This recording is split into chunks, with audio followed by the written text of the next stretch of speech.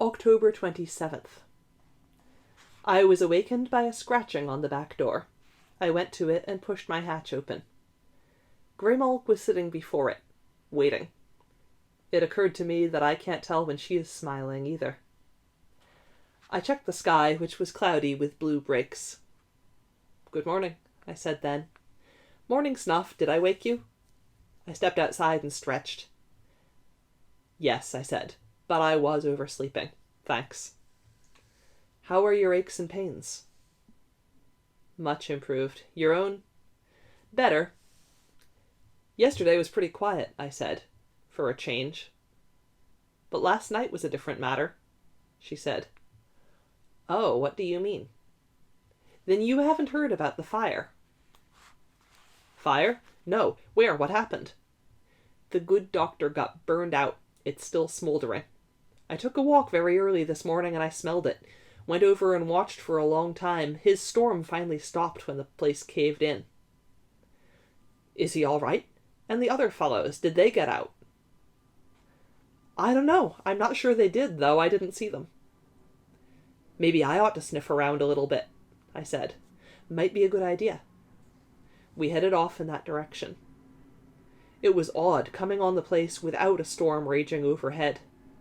The house was blackened and still smoky, its roof and 3 walls fallen, the ground dark with ashes, debris, and the singeing effects of the heat about it. Off to the west, to our right as we approached, the barn stood unscathed. The ground everywhere near us was wet to the point of squishiness from the deluge that had descended upon it in past weeks. We circled the burnt place slowly, peering into it. Past charred beams and fragmented walls, I could make out banks of broken equipment, far below. The smell from the fire and the dampness of the earth made it impossible for me to detect any useful scents in the vicinity. I told Graymalk this, and she said, "Then you can't tell whether the good doctor and his assistants escaped or perished?" "Afraid not," I answered. We went off to take a look at the barn.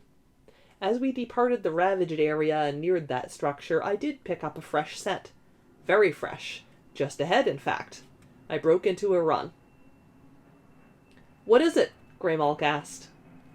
There was no time to respond to her. I'd glimpsed him rounding the corner of the building and I raced that way. He saw me coming, realized that I could move a lot faster than he could, and dashed inside one of a number of wooden crates strewn there. I approached the crate and stuck my head inside, fangs bared. Bubo crouched in its farthest recess. "Remember what they say about cornered rats," he said. "We can be nasty." "I'm sure," I replied, "but what'd be the point? No one wants to hurt you." "You were chasing me." "I wanted to talk to you." "So you brought along a cat." "I can let you talk to her if you don't want to talk to me." And I started to withdraw. "No, wait, I'd rather talk to you." "All right," I said. "I just wanted to know what happened here." "There was a fire." "I can see that. How'd it get started?" "The experiment man got mad at the good doctor and started wrecking the lab. Sparks from some of the equipment set the place burning." "The experiment man?" "You know.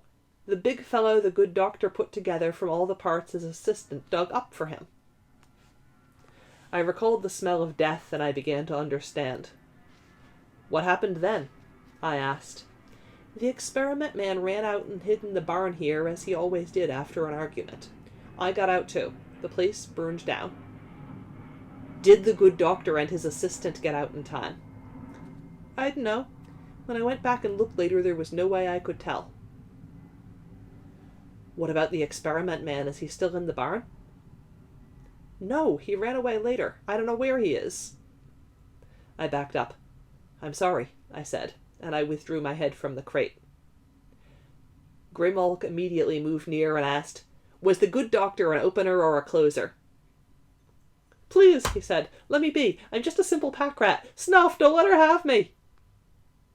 "I've already eaten," she said. "Besides, I owe you courtesy as a fellow player." "No, you don't," he said. "It's over. Over."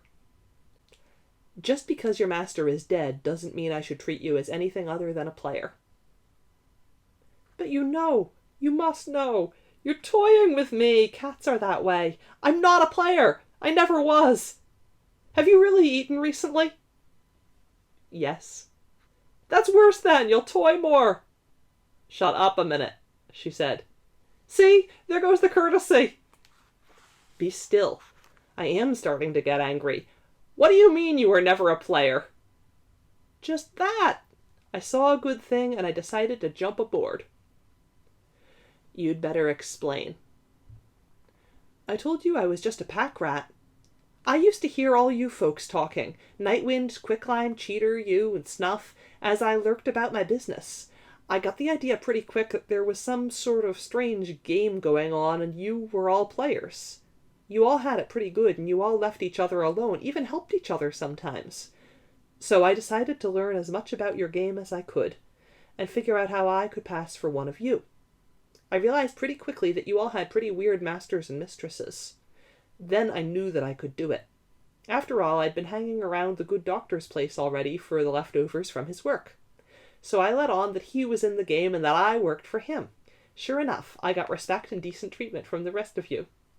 It made life a lot easier. What a tragedy. The fire. It'll be rough spending winter in the barn. But rats are adaptable. Be still, she said again, and he obeyed. Snuff, do you realize what this means? Yes, I said. There was no secret player. What it was that I had one player too many in my calculations. The good doctor must have just come here seeking a little privacy for his work. And that explains why the divinations concerning him were always ambiguous. Of course, I'll have to do some new figuring soon. Thank you, Bubo. You've just helped me quite a bit. Graymalk moved away from the crate and Bubo peered out. You mean I can go? He said. I was feeling generous, happy even, at the final piece for my puzzle, and he looked kind of pathetic. Or you can come with us if you like, I said. You don't have to live in the barn. You can stay at my place. It's warm and there's plenty to eat. You really mean that? Sure, you've been a help. Of course you do live near a cat. Graymalk made her laughing sound. You gave us professional help, she said. I'll leave you on my professional courtesy list. All right, I'll do it, he told me. He emerged and we headed back.